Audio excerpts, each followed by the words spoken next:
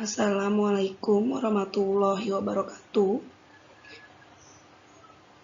Pada pertemuan ke-9 kali ini, kami dari kelompok 10 akan mempresentasikan materi PowerPoint dari kelompok kami, yaitu mengenai Good Corporate Governance, atau bisa disingkat juga dengan GCG pada BUMN. Izinkan saya memperkenalkan anggota dari kelompok kami, yaitu ada saya dengan Juliana Elizabeth dengan NPM 1910104005, lalu ada Putri Ayu Wulandari dengan NPM 1910104009, lalu ada Trieni Suciani dengan NPM 1910104012, lalu ada Adinda Putri Azhara dengan NPM 1910104023.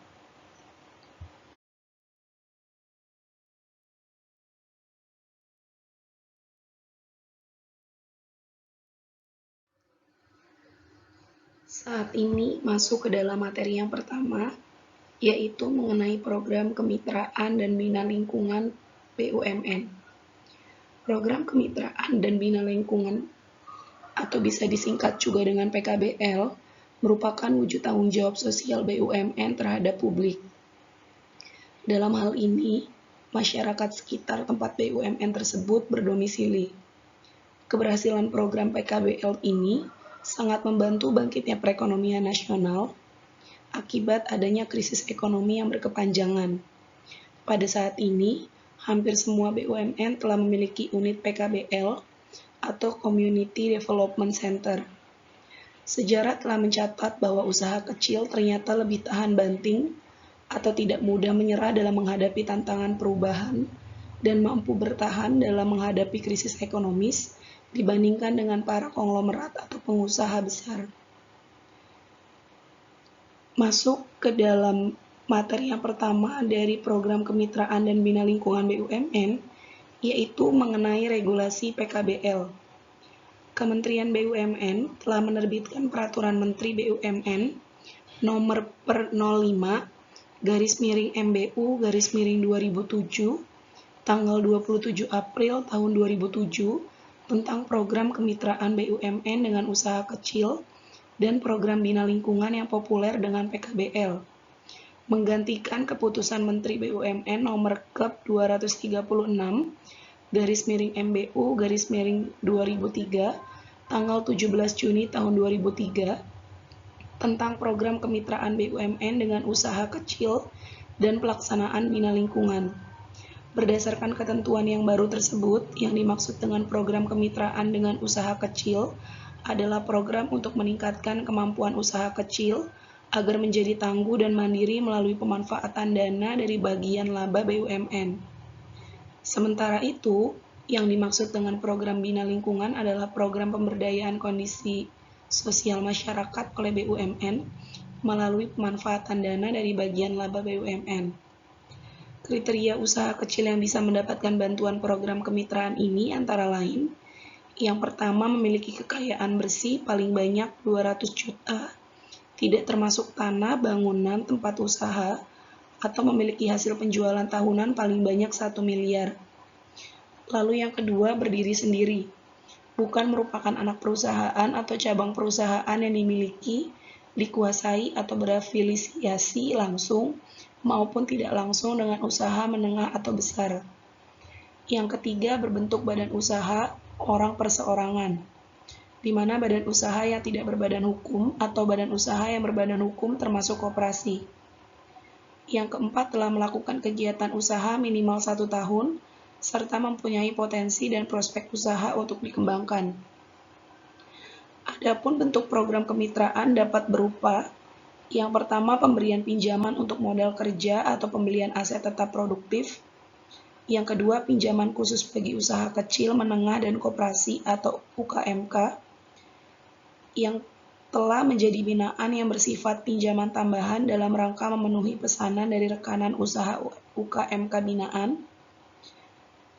Yang ketiga program pendampingan dalam rangka peningkatan kapasitas UKMK binaan dalam bentuk bantuan pendidikan atau pelatihan, magang, dan promosi. Yang keempat, peningkatan kapasitas diberikan dalam bidang produksi dan pengolahan, pemasaran, sumber daya manusia atau SDM, dan teknologi. Dana peningkatan kapasitas bersifat hibah dan hanya dapat diberikan kepada atau untuk kepentingan UKMK binaan. Program Bina Lingkungan juga dimaksudkan untuk membentuk calon mitra binaan baru, selain pemberdayaan kondisi sosial masyarakat. Berikut adalah ruang lingkup program Bina Lingkungan. Yang pertama ada bantuan korban bencana alam, yang kedua ada bantuan pendidikan atau pelatihan, yang ketiga bantuan peningkatan kesehatan, yang keempat bantuan pengembangan sarana atau prasarana, yang kelima bantuan sarana ibadah, yang keenam bantuan pelestarian alam. Lalu masuk ke dalam kendala PKBL, yaitu materi kedua pada program kemitraan dan bina lingkungan BUMN. Berdasarkan hasil pengamatan, dalam praktiknya ternyata program PKBL ini di BUMN masih menghadapi berbagai kendala. Yang pertama, penerima dana program kemitraan sebagian tidak tepat sasaran. Yang kedua, tingkat kemacetan kredit yang diberikan kepada usaha kecil koperasi masih cukup tinggi. Yang ketiga, penggunaan dana sebagian tidak digunakan untuk mengembangkan usaha tetapi untuk keperluan konsumtif. Yang keempat, masih ada anggapan dari pihak penerima dana bahwa dana bergulir tersebut merupakan hibah sehingga tidak perlu dikembalikan.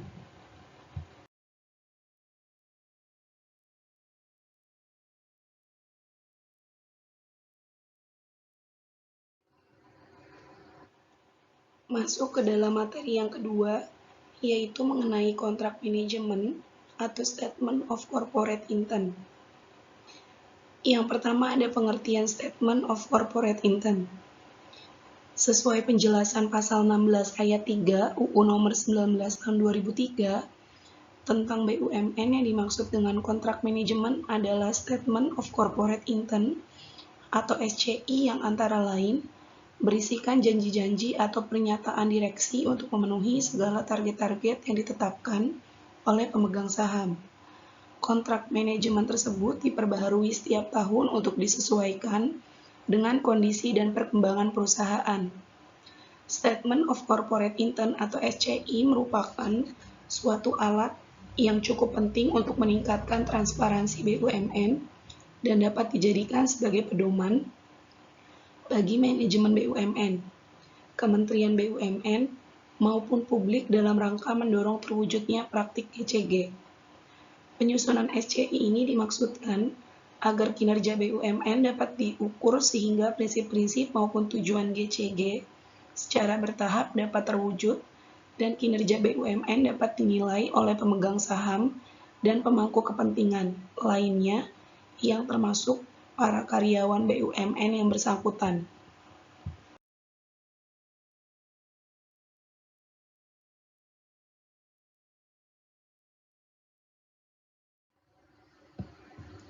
Selanjutnya yaitu tujuan Statement of Corporate Intent. Tujuan penyusunan SCI dimaksudkan sebagai salah satu upaya untuk menciptakan indikator kinerja BUMN yaitu transparan, dalam rangka memastikan pencapaian kinerja BUMN yang optimal dan mendukung pemanfaatan sumber daya secara efisien dan efektif. Penyusunan SCI ini juga sebagai salah satu implementasi prinsip dan praktik GCG di BUMN. SCI yang dibuat oleh Direksi BUMN dengan persetujuan Komisaris BUMN merupakan komitmen dari BUMN dengan pemegang saham tentang pernyataan perakiraan kinerja dan akuntabilitas untuk beberapa tahun ke depan, serta digunakan sebagai dasar penyusunan rencana kerja dan anggaran perusahaan BUMN pada setiap tahun untuk mendapat pengesahan dari pemegang saham. Kesepakatan yang tertuang dalam SCI antara lain berisi bahwa Direksi BUMN beserta seluruh jajarannya akan berusaha dengan sungguh-sungguh memajukan perusahaan sesuai dengan rencana jangka pendek maupun rencana jangka panjang yang sudah ditetapkan dan mengutamakan pencapaian nilai-nilai perusahaan. Lalu ada isi Statement of Corporate Intent. SCI dibuat untuk kelompok perusahaan yang terdiri dari BUMN beserta anak perusahaannya, jika ada, dan menggambarkan proyeksi perusahaan selama 3 tahun ke depan, serta memuat 12 informasi, di mana informasi-informasi tersebut antara lain, yang pertama tujuan perusahaan atau kelompok perusahaan, yang kedua sifat dan lingkup kegiatan usaha yang dilakukan, yang ketiga, rasio konsolidasi dana pemegang saham terhadap total aset dan definisi dari konsep tersebut. Yang keempat, kebijakan akuntansi. Yang kelima, target kinerja dan ukuran-ukuran lain yang menjadi dasar pengukuran kinerja kelompok perusahaan terhadap pencapaian tujuan yang ditetapkan. Yang keenam, perkiraan jumlah atau proporsi dari akumulasi keuntungan serta dana cadangan perusahaan yang direncanakan untuk didistribusikan kepada pemegang saham. Yang ketujuh, jenis informasi yang akan disampaikan kepada pemegang saham selama 1 tahun buku perusahaan berjalan, termasuk informasi yang akan disampaikan dalam laporan tengah tahunan.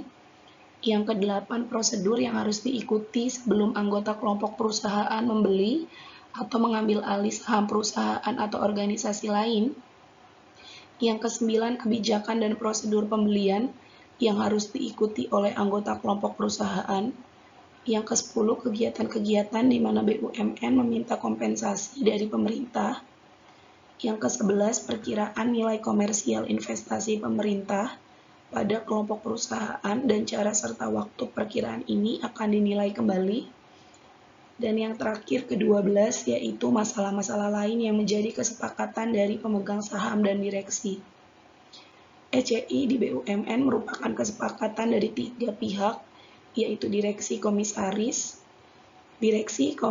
serta pemegang saham, atau Kementerian BUMN dalam jangka waktu tertentu.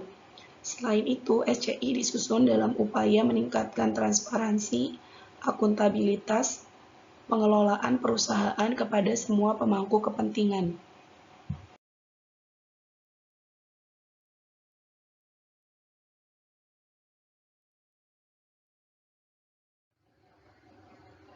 Materi selanjutnya yaitu penerapan SCI. Untuk tahap pertama, penandatanganan SCI telah dilakukan oleh Menteri BUMN pada tanggal 1 April tahun 2003 terhadap 35 BUMN dan 1 anak perusahaan sebuah BUMN. Dengan penandatanganan SCI tersebut, dapat juga dikatakan sebagai penandatanganan kontrak kerja bersama antara pemerintah dan manajemen BUMN. BUMN tersebut ada yang berbentuk persero, perusahaan jawatan, dan perusahaan umum dari berbagai sektor dan telah ditetapkan sebagai proyek percontohan oleh Kementerian BUMN dalam pengelolaan bisnis yang baik dan transparan. Penerapan program GCG tersebut merupakan bagian dari komitmen pemerintah yang didukung oleh Technical Assistance atau TA Grand Bank Pembangunan Asia, dan pada tahun 2002 lalu, AD telah memberikan komitmen bantuan sebesar 400 juta dolar Amerika Serikat untuk program tersebut. Keberhasilan Kementerian BUMN dalam melaksanakan program tersebut, maka pihak ADB dapat melanjutkan program selanjutnya dengan komitmen bantuan yang lebih besar lagi. Upaya untuk memantapkan penerapan prinsip-prinsip GCG, yaitu transparansi, akuntabilitas, keadilan, dan responsibilitas dalam pengelolaan BUMN, memerlukan komitmen penuh dari manajemen BUMN, pemerintah, serta masyarakat.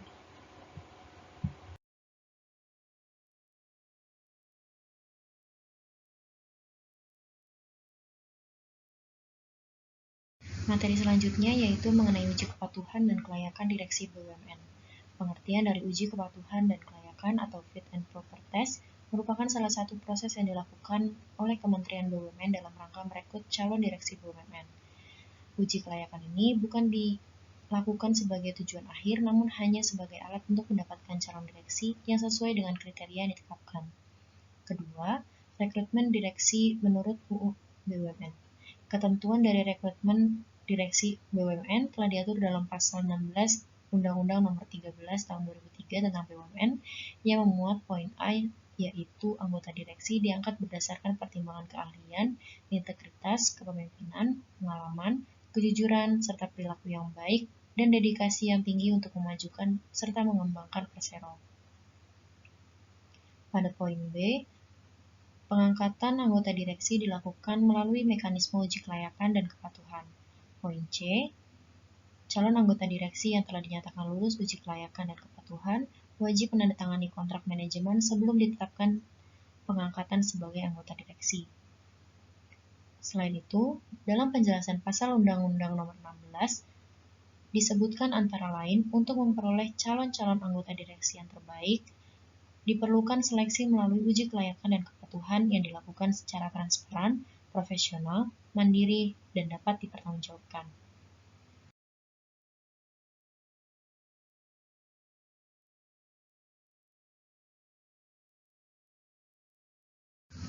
Ketiga, rekrutmen direksi menurut Kementerian BUMN. Berdasarkan pasal 11 Peraturan Menteri Negara BUMN Nomor Per 01 MBU tahun 2012 mengatur bahwa calon direksi badan usaha milik negara atau BUMN dapat berasal dari sumber internal perusahaan berdasarkan uji kelayakan dan kepatuhan oleh lembaga profesional yang dipilih oleh BUMN. Selain itu, pengusulannya dilakukan oleh Dewan Komisaris atau Dewan Pengawas BUMN. Adapun persyaratan formal anggota direksi antara lain orang atau perseorangan yang cakap melakukan perbuatan hukum dan tidak melakukan hal-hal berikut dalam kurun waktu 5 tahun. Yang pertama, dinyatakan pilot. Kedua, menjadi anggota direksi atau dewan komisaris atau dewan pengawasan yang dinyatakan bersalah yang menyebabkan suatu BUMN atau perusahaan dinyatakan pilot. Yang ketiga, dihukum karena melakukan tindak pidana yang merugikan keuangan negara.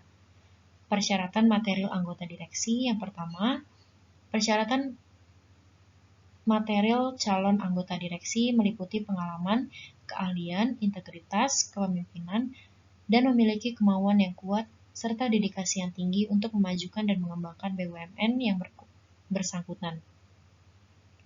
Selain itu, mekanisme seleksi diatur tata cara pengangkatan dan pemberhentian anggota direksi BUMN dalam pasal 11 ayat 1 dan ayat 2. Selain itu, mekanisme seleksi direksi dilakukan paling tidak melalui 6 tahapan, antara lain, yang pertama, bakal calon masuk ke dalam daftar pertama yang diusulkan oleh masing-masing Dewan Komisaris BUMN. Yang kedua, calon lulusan masuk ke dalam tahap long list kedua. Yang ketiga, nama-nama calon anggota direksi diperingkatkan sesuai hasil penilaian konsultan. Keempat, nama-nama yang dimasukkan ke dalam tim evaluasi di Kementerian BUMN. Kelima, hasil dari uji kepatuhan dan kelayakan diserahkan kepada tim penilaian akhir. Berdasarkan hasil penilaian akhir, maka selanjutnya yaitu penetapan siapa yang berhak menjadi direksi BUMN.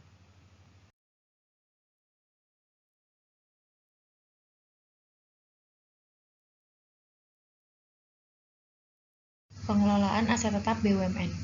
Pengertian dari aset tetap BUMN diatur dalam Peraturan Menteri Negara BUMN Nomor Per 02 MPU tahun 2010 yang menyatakan yang dimaksud dalam aset tetap yaitu aset berwujud yang digunakan dalam operasi BUMN dan tidak dimaksudkan untuk dijual dalam kegiatan normal perusahaan dan memiliki masa manfaat lebih dari 1 tahun. Adapun yang kedua, prinsip dalam pengelolaan aset tetap BUMN harus menerapkan prinsip GCG, di mana aset BUMN harus dikelola secara profesional dengan prinsip kehati-hatian serta memperhatikan great corporate governance, yaitu transparansi, accountability, pertanggungjawaban, dan kewajaran. Dalam era persaingan global, maka penerapan GCG bukan sesuatu yang menjadi kewajiban perusahaan. Namun, saat ini penerapan GCG sudah merupakan kebutuhan yang perlu dilakukan oleh perusahaan. Sehingga eksistensi dari BUMN dapat dipertahankan dan berkesinambungan dengan mempertahankan beberapa hal. Apabila manajemen BUMN dapat mengelola asetnya sesuai dengan prinsip GCG yang diterapkan, diharapkan akan mendapatkan manfaat bagi perusahaan. Ketiga, Pedoman pendayagunaan aset tetap BUMN. Mengacu pada Peraturan Menteri Negara BUMN Nomor per 06 MBU Tahun 2011 tentang pendayagunaan aset tetap BUMN, yang dimaksud dengan pendayagunaan aset tetap adalah optimalisasi pemanfaatan aset BUMN melalui kerjasama dengan mitra. Adapun pada pasal 5 bab 2 menyatakan prinsip umum Peraturan Menteri BUMN antara lain pendayagunaan aset tetap merupakan kewenangan direksi kecuali dibatasi oleh anggaran dasar peraturan perundang-undangan. Hal ini juga mengatur mengenai anggaran dasar BUMN, pertanggungjawaban direksi, pendayagunaan aset, dan lain sebagainya.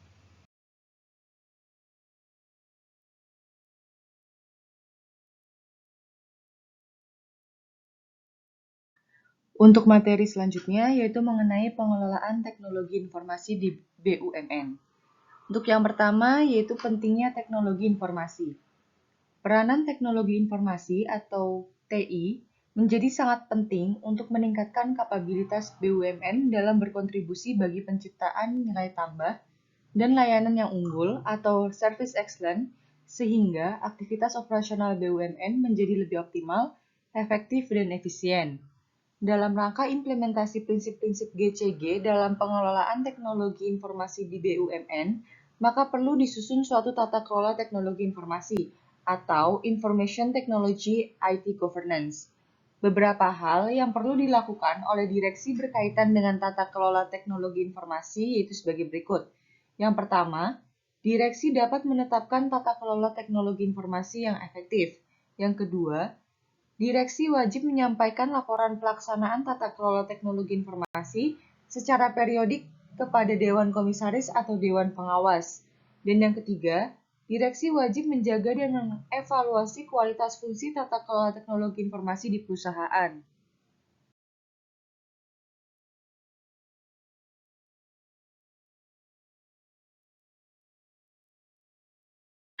Kebijakan Teknologi Informasi BUMN.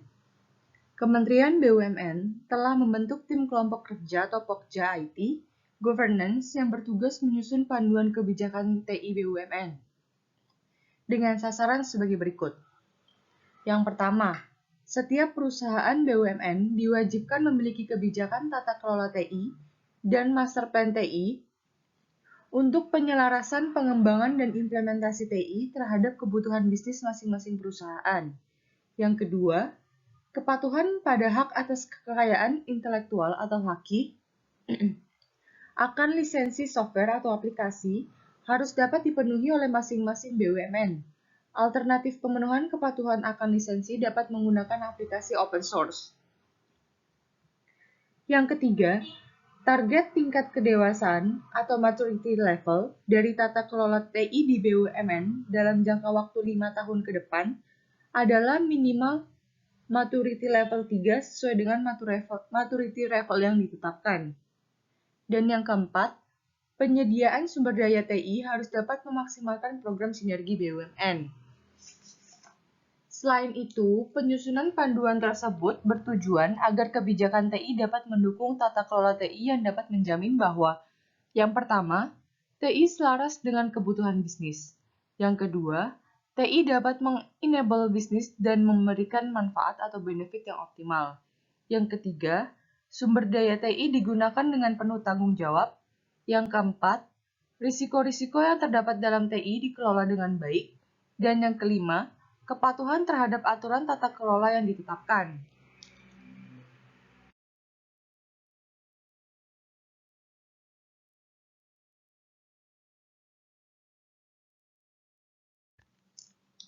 Kerangka kerja tata kelola TI BUMN.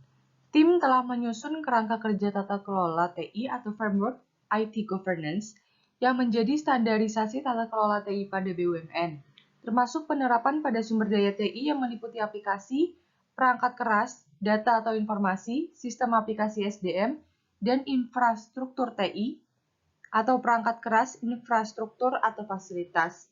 Dengan demikian, kebutuhan bisnis perusahaan dapat terpenuhi dari beberapa parameter, antara lain effectiveness, efficiency, confidential, availability, integrity, compliance, and reliability of information.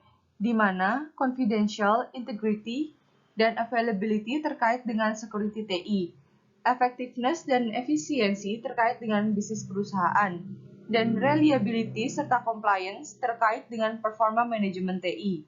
Penerapan kebijakan tata kelola TI dengan bisnis kerangka kerja tata kelola TI disesuaikan terhadap kondisi lingkungan dan kebutuhan bisnis perusahaan. Oleh karena itu, masing-masing BUMN dalam penerapan kontrol pengendaliannya tidak harus sama.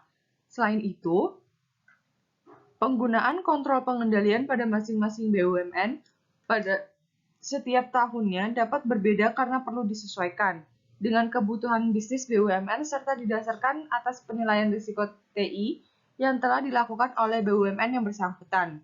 Dalam hal ini, keberadaan kebijakan tata kelola TI memang sangat krusial dalam implementasinya, mengingat operasional kebijakan TI di BUMN dapat diturunkan secara detail ke dalam standar maupun prosedur.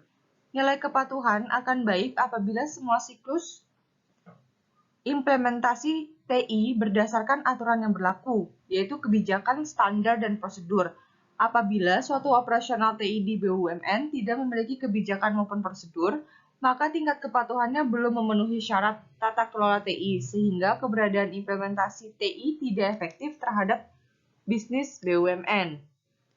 Efektivitas dari keberadaan kebijakan TI beserta prosedur sebagai perangkat pengaturan dalam implementasi TI perlu dilakukan proses audit dan review secara periodik, sehingga kebijakan TI beserta prosedur yang disusun selalu dilakukan review serta didasarkan atas hasil penilaian risiko.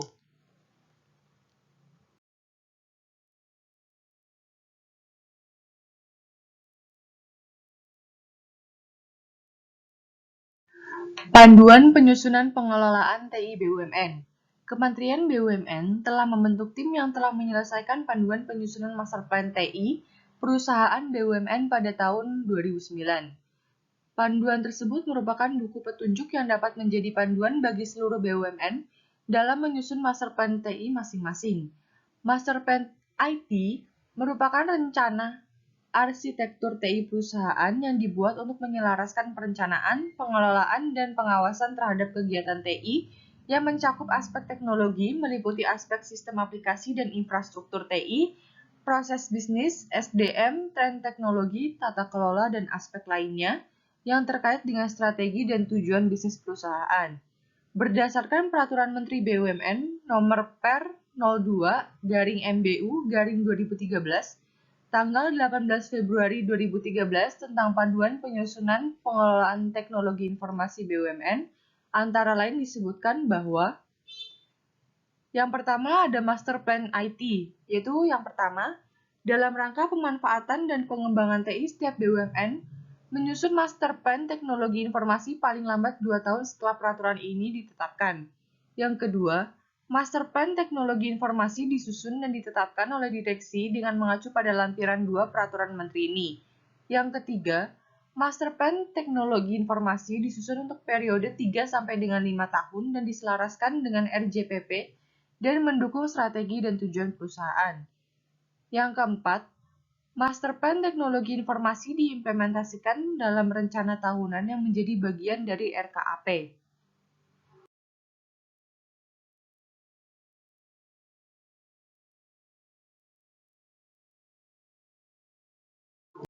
Yang kelima, direksi wajib melakukan monitoring dan evaluasi pelaksanaan Master Plan Teknologi Informasi secara berkala dan setiap tahun untuk mengetahui keberhasilan pencapaian pelaksanaan, hasil dan tujuan Master Plan Teknologi Informasi. Hasil monitoring dan evaluasi berkala menjadi bagian dari laporan manajemen BUMN yang disampaikan kepada RUPS atau Menteri setiap triwulan dan hasil evaluasi tahunan.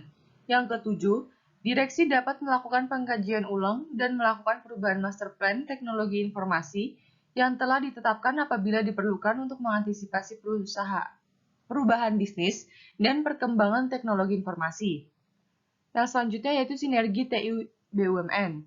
Yang pertama, setiap BUMN mengutamakan sinergi antar BUMN dalam pemanfaatan dan pengembangan teknologi informasi. Yang kedua, sinergi antar BUMN sebagaimana dimaksud ayat 1 diutamakan membawa TKDN terbesar. Yang ketiga, sinergi teknologi informasi mengacu pada lampiran 3 Peraturan Menteri ini.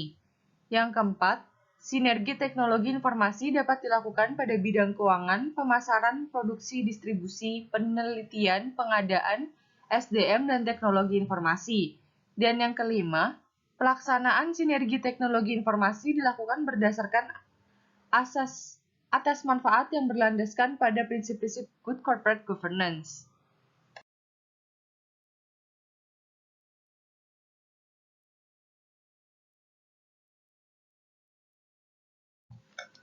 Pengukuran terhadap penerapan GCG di BUMN. BUMN wajib melakukan pengukuran terhadap penerapan GCG dalam bentuk yang pertama, penilaian atau assessment, yaitu program untuk mengidentifikasi pelaksanaan GCG di BUMN melalui pengukuran pelaksanaan dan penerapan GCG di BUMN yang dilaksanakan secara berkala setiap 2 tahun. Yang kedua, evaluasi atau review, yaitu program untuk mendeskripsikan tindak lanjut pelaksanaan dan penerapan GCG di BUMN yang dilakukan pada tahun berikutnya setelah penilaian sebagaimana dimaksud pada huruf A, yang meliputi evaluasi terhadap hasil penilaian dan tindak lanjut atas rekomendasi perbaikan. Sebelum pelaksanaan penilaian, didahului dengan tindakan sosialisasi GCG pada BUMN yang bersangkutan. Pelaksanaan penilaian pada prinsipnya dilakukan oleh penilai atau asesor independen yang ditunjuk oleh Dewan Komisaris atau Dewan Pengawas melalui proses sesuai dengan ketentuan pengadaan barang dan jasa masing-masing BUMN, dan apabila diperlukan dapat meminta bantuan direksi dalam proses penunjukannya.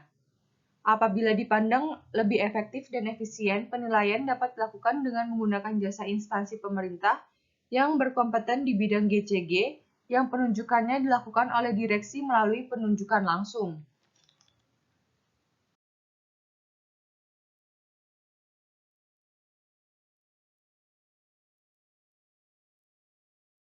Ketentuan Kementerian BUMN. Keputusan Sekretaris Kementerian BUMN nomor SK16 SMBU 2012 tanggal 6 Juni 2012 tentang indikator atau parameter penilaian dan evaluasi atas penerapan tata kelola perusahaan yang baik atau good corporate governance pada BUMN antara lain menyatakan bahwa indikator atau parameter pengukuran penerapan good corporate governance sebagai kriteria pengukuran GCG meliputi beberapa aspek, indikator, parameter, dan faktor yang diuji kesesuaiannya. Penilaian atau asesmen merupakan program yang bertujuan untuk mengidentifikasi pelaksanaan good corporate governance di perusahaan. Berdasarkan pasal 44 dalam Peraturan Menteri BUMN nomor PER 01 MBU 2011 tentang penerapan tata kelola perusahaan yang baik, pada BUMN menyebutkan bahwa pelaksanaan asesmen dilaksanakan secara berkala setiap 2 tahun.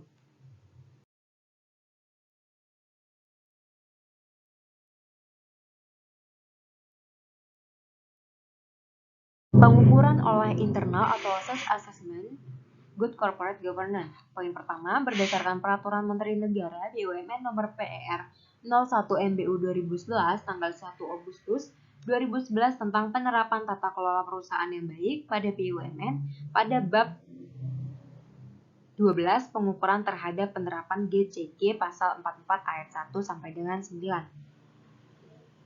Pengukuran atau evaluasi secara internal pada prinsipnya dilakukan sendiri oleh BUMN yang bersangkutan yang pelaksanaannya dapat didiskusikan dengan atau meminta bantuan oleh penilai independen atau menggunakan jasa instansi pemerintah yang berkompeten di bidang GCG. Dalam hal evaluasi dilakukan dengan bantuan penilai independen atau menggunakan jasa instansi pemerintah yang berkompeten di bidang GCG, maka penilai independen atau instansi pemerintah yang melakukan evaluasi dapat menjadi penilai pada tahun berikutnya. Apabila BUMN ingin melakukan pengukuran secara internal, maka perlu membentuk tim self-assessment GCG yang dapat diketahui oleh manajer GCG melalui surat keputusan direksi. Lamanya waktu pelaksanaan evaluasi atau asesmen sangat bergantung pada kecepatan dan ketetapan penyedia dokumen, pelaksanaan pengisian kuesioner, dan wawancara.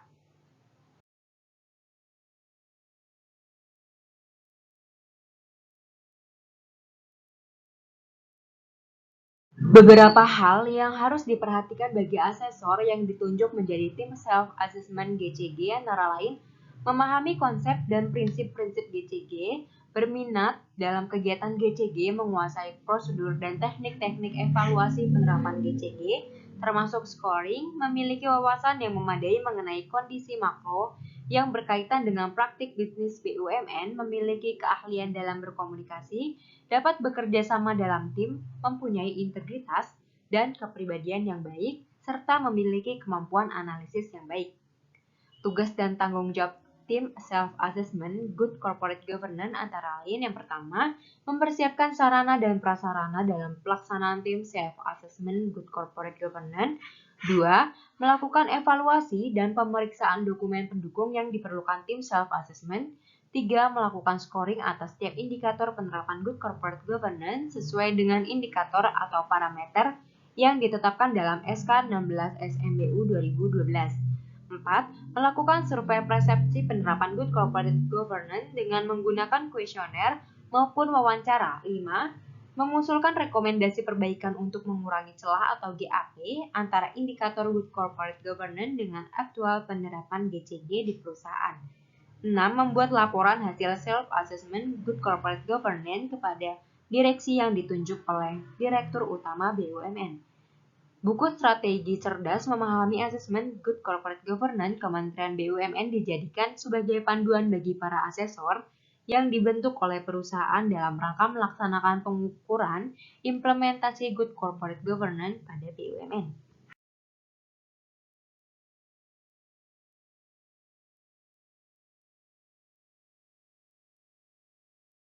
Penilaian BUMN bersih. Tujuan penilaian BUMN bersih: menilai komitmen direksi dan Dewan Komisaris atau Dewan Pengawas dalam meningkatkan penerapan GCG, baik secara administratif maupun substantif, serta menciptakan BUMN yang bersih dan bebas dari gratifikasi, kecurangan fraud, dan KKN. Menilai komitmen direksi dan Dewan Komisaris atau Dewan Pengawas untuk tidak melakukan penyimpangan atau kecurangan termasuk korupsi, suap, dan gratifikasi. Dasar kegiatan terdapat dalam Surat Kementerian BUMN nomor S174 SMBU 2013 tanggal 10 September 2013 tentang bantuan pelaksanaan survei persepsi tentang BUMN. Kemudian Surat Edaran Menteri BUMN nomor SE05 MBU 2013 tanggal 30 September 2013 tentang roadmap menuju BUMN bersih. Surat Kementerian BUMN nomor S528 MBU S 2013 tanggal 28 Oktober 2013 tentang BUMN bersih. Surat Kementerian BUMN nomor S684 MBU 2013 tanggal 12 November 2013 mengenai persiapan survei tahap 1 BUMN bersih. Surat Kementerian BUMN nomor S556 MBU 2013 tanggal 13 November 2013 mengenai kerangka acuan kerja survei BUMN bersih.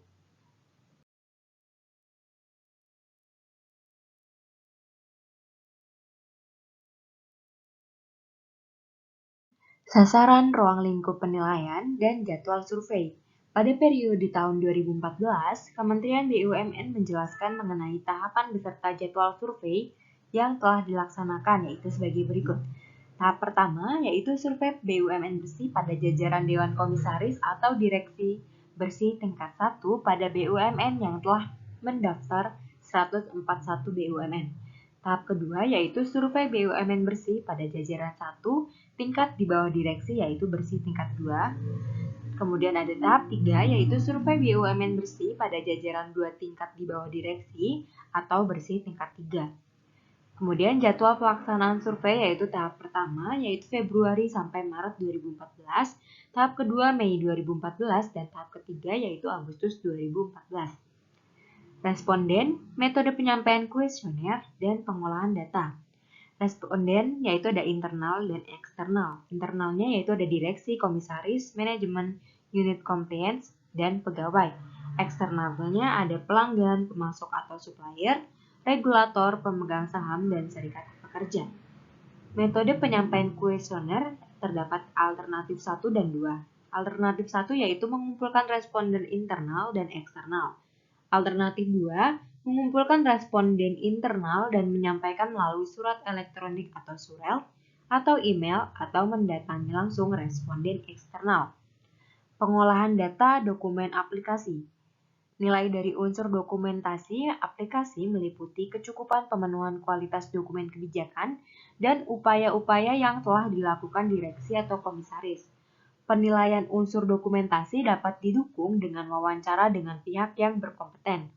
Penilaian kualitas dokumentasi ini menggunakan skala 0 sampai 2,5, 5, 7,5 sampai 10. Nilai dokumentasi kriteria dihitung dengan rata-rata nilai pemenuhan parameter yang ada di kriteria yang bersangkutan. Nilai akhir dokumentasi dihitung dengan nilai rata-rata pemenuhan untuk seluruh parameter.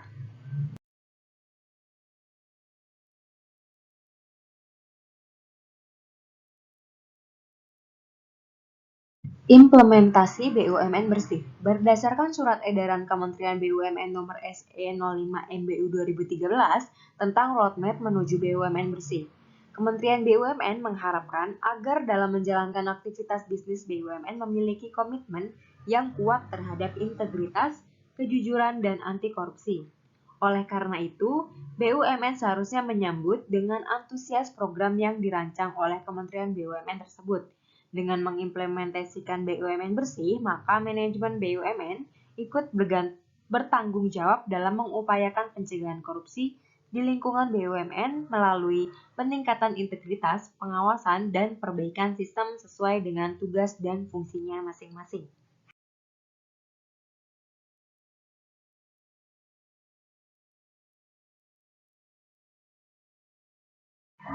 Pengadaan barang dan jasa di BUMN.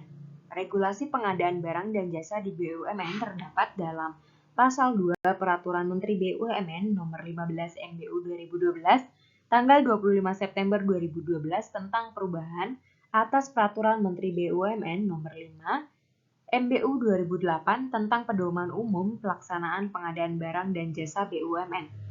Pasal 12 Peraturan Menteri BUMN tentang pemberlakuan bagi BUMN yang berbentuk persero terbuka.